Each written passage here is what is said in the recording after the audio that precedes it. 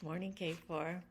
Again, I had hearts coming out of my head a little while ago and I couldn't figure out how to turn them off. So I had to stop it and let's start again, okay? Let's read this book called Scary Squirrel. We liked it, didn't we? By Melanie Watt. Gotta find the beginning, sorry. Scary Squirrel never leaves his nut tree. See him in the tree? He'd rather stay in his safe place than venture out into the unknown. The unknown can be a scary place for a squirrel. These are what Scary Squirrel is afraid of. Tarantulas, poison ivy, green Martians, killer bees, germs, and sharks. So he's perfectly happy to stay right where he is, in his nut tree. These are the advantages of never leaving the tree. He's got a good view. It's the same nuts. He's got plenty of them. And it's the same place. There are no tarantulas or poison ivy, green Martians, killer bees, germs, or sharks in his tree. But these are the disadvantages, the bad things about never leaving his tree. It's the same old view. It's the same old nuts. It's the same place every day.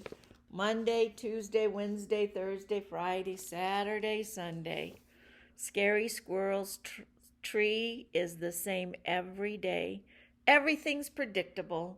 Everything's under control. This is his schedule, what he does every day. He wakes up at 6:45, 7 o'clock he eats breakfast, his nut. At 7:15 he looks at the view. At 12 o'clock, lunch, he eats a nut. At 12:30 he looks at the view. At 5 o'clock he eats supper, another nut. 5:31 he looks at the view. And 8 o'clock he goes to sleep. But let's say, for example, that something unexpected did happen. Well, you can rest assured Scary Squirrel is prepared. He's got his emergency kit. A few items in Scary Squirrel's emergency kit. He's got a parachute for when he jumps out of the tree. He's got bug spray. He's got mask and rubber gloves for germs, a hard hat in case he falls, antibacterial soap for the germs, calamine lotion for the itches of poison ivy and bee stings. He's got a net, he's got Band-Aids, and he's got sardines to feed the sharks so they won't eat him. What to do in case of emergency according to Scary Squirrel? The first thing you do is panic. Ah! And then you run. And then you get your kit. You put on your kit. And you look at your exit plan. Exit the tree. He's ready to go. He shows you everything that he's got. This is his exit plan. How he's going to leave. What would happen? Exit plan 1. Note to self. Watch out for green Martians and killer bees in the sky. Exit 2. Note to self. Do not land in the river. If unavoidable, use sardines to distract the sharks. Exit 3. Note to self. Look out for poison ivy and for tarantulas roaming around the ground. Exit 4. Note to self. Keep in mind that germs are everywhere. Remember, if all else falls, play dead. It's always a good option. Kind of silly, isn't he? There he is, looking with his emergency kit in his hand. Scary Squirrel watches day after day. He watches until one day, Thursday at 9:37 a.m., what does he see? Killer bee appears. Scary Squirrel jumps in panic. He knocks his emergency kit out of the tree. That wasn't part of the plan. Look at him screaming, ah!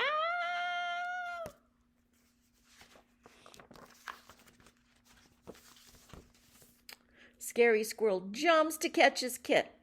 He quickly regrets that idea. The parachute is in the kit. But something incredible happens. He starts to glide. Scary Squirrel isn't an ordinary squirrel. He's a flying squirrel. He feels overjoyed. He's adventurous. Scary Squirrel forgets all about the killer bees, not to mention the tarantulas, poison ivy, green Martians, germs, and sardines. He's flying through the air. He's carefree. He's alive. Until he lands in a bush. And then he plays dead. For 30 minutes. For an hour. For 2 hours. Finally, Scary Squirrel decides that nothing horrible is happening in the unknown today. So he returns to the tree. See him climbing up the tree? All this excitement has inspired Scary Squirrel to make drastic changes to his life. What do you think he's going to do different now? This is Scary Squirrel's new and improved daily routine. He still wakes up at 6:45. He still eats his nut at 7.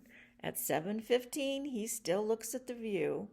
But now, at 9:37, he jumps into the unknown. At 9:45, he lands in the tree and plays dead. At 11:45, he climbs back up the tree, goes home. 12 o'clock lunch, he eats his nut. At 12:30, he looks at the view again. 5 o'clock, he eats supper, his nut. At 5:31, he looks at the view. And 8 o'clock, he goes back to sleep.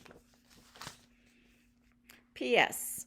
As for the emergency kit, Scary Squirrel's not in a hurry to pick it up. Where did it land? In poison ivy. There he is landing in the bush, and it says, "The End." We like that book. That was fun, huh? Somebody asked me to read the book about baby animals by Harry McNaught.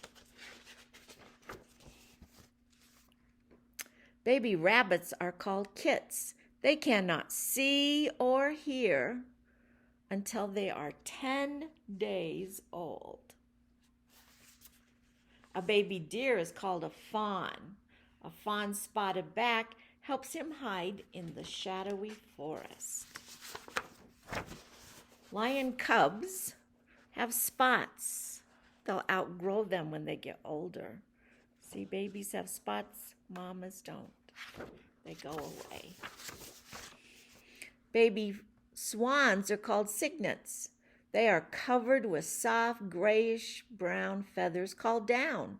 The mother swan makes a nest of plants and soft down from her body.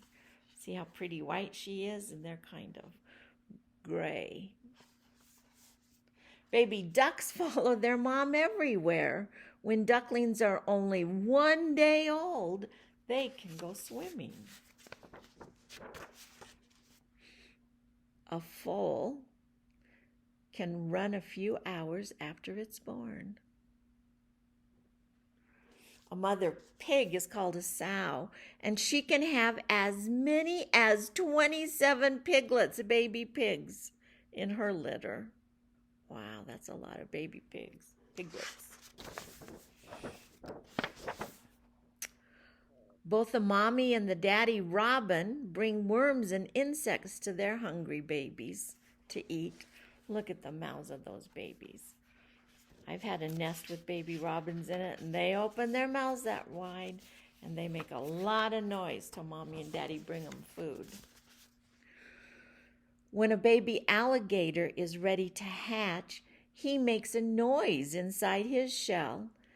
The babies break through the shell by using a tiny tooth that's on the end of their snout.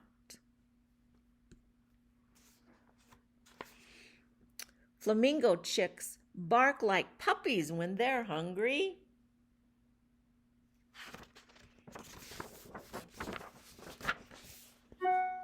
South American anteaters use their long, sticky tongues for picking up ants. The baby anteater sometimes rides on the back of a mama. Look at this long tongue, picking up ants to eat. I think they'd have to eat a lot of ants to get full. What do you think?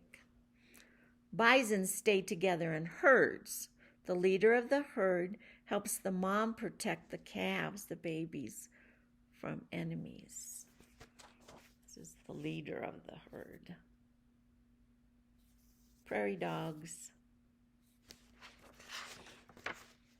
Polar bear cubs love to wrestle and climb.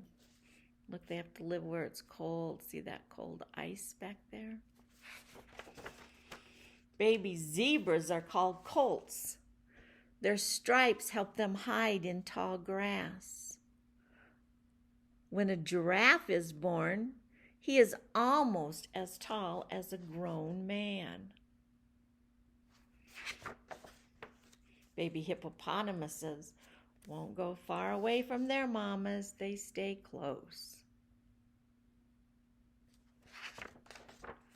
Baby elephant calves are playful. They love to tease their mamas. See, they're holding on to their mama when they're going for a walk. Baby rhinoceroses begin to grow horns soon after they're born. Penguin chicks are covered with fluffy gray down. Parents gather around the chicks to protect them from the cold. Where they live is very cold. And sometimes the babies go underneath mama's down fur and get warm. A baby kangaroo is called a joey. It does not leave its mother's pouch until it's about 4 months old. Look at those jumping in the back. See the baby in the pouch?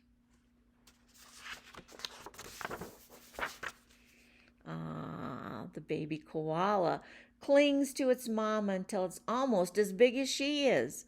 Koalas get most of their water from the leaves of a eucalyptus tree.